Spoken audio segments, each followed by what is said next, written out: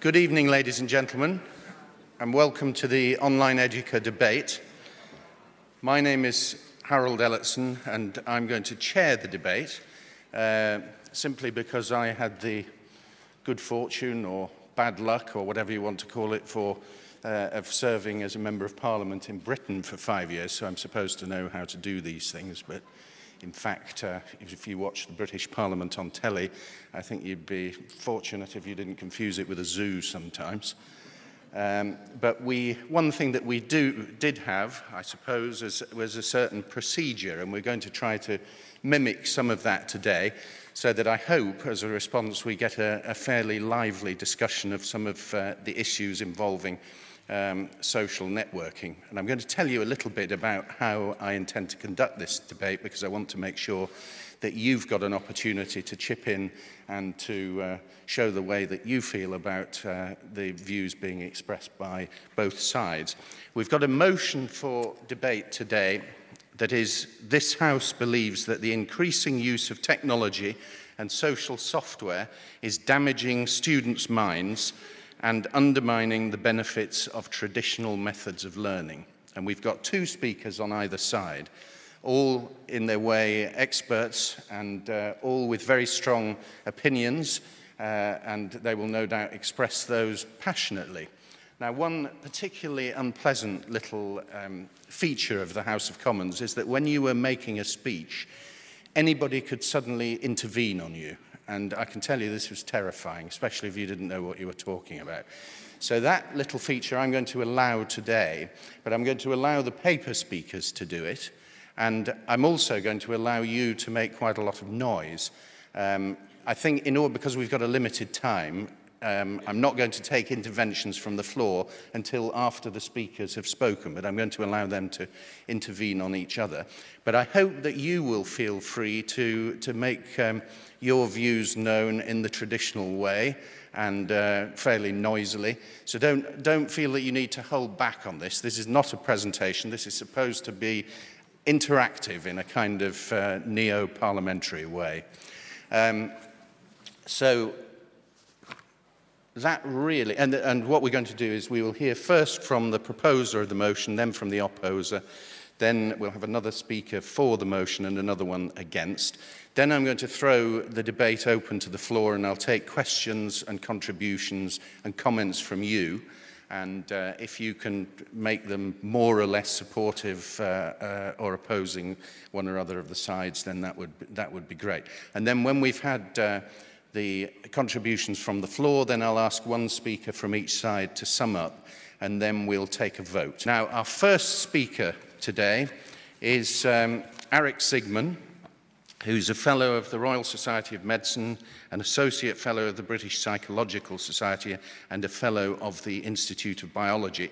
And he's written widely on the subject of social software, widely and controversially. He's also spoken in the Houses of Parliament in the UK on the subject, and has generated something of a storm of controversy. Indeed, when I looked at the internet recently and came across one particular comment about him, a woman was writing, "I hate Aric Sigman. I met my present husband on the I Hate Aric Sigman website." Not many people can say that, even in politics, so he's certainly generated a huge amount of controversy, and I'm sure that he will be very passionate in putting forward his views now, and he's got 15 minutes in which to do it. Aric.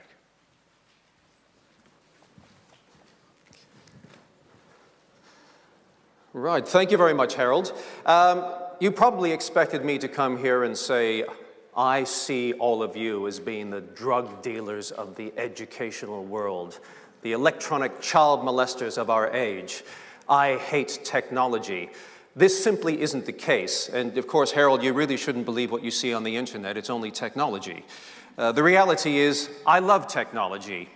If Bill Gates were here, I'd kiss him on the cheek and say, gee, Bill, thank you for PowerPoint. Thank you for Microsoft Word. All the things that have enabled me to communicate so that Harold knows about it and the rest of you do as well.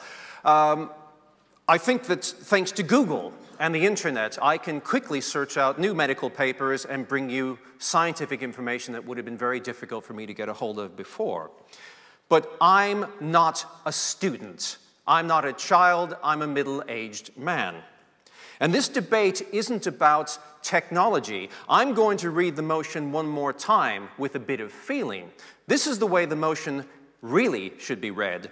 This House believes that the increasing use of technology and social software is damaging students' minds and undermining the benefits of traditional methods of learning. Not the technology, it's the way it's being used and the amount of time that's being spent during the developmental years of our children. And that has little to do with the educational software and products that you're developing and you're trying to sell. Sadly, the news is that most children do not spend their time with your products, in the same way that those people who make wholesome foods sadly discover that most children don't like to eat wholesome foods. They spend more of their time eating chocolates and fast food. I walked down the road, by the way, just before the debate, and there was Dunkin' Donuts, McDonald's, KFC, and Burger King.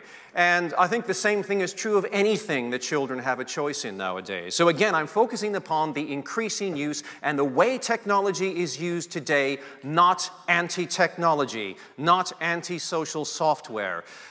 Just like hamburgers. Hamburgers can be misused or they can taste good and they might be good for you on occasion. But that's really what this debate is about. Like using a car, if it's overused, your muscles don't get used, you become unfit, and you get fat. And we're at the same place with these new technologies. When any new technology comes on the market, there are people who misuse it, the balance isn't right, we have a debate, and then ultimately and hopefully things settle down. And that's what this discussion is about.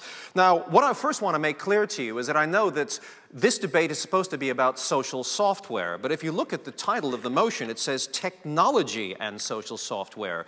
And I know that many of you distinguish between social networking, computer games, emailing, e-learning, watching TV, surfing the internet, instant messaging, educational software, and so on. These are labels that you invent and you use. You're adults. In the brains and minds of children, there is very little difference.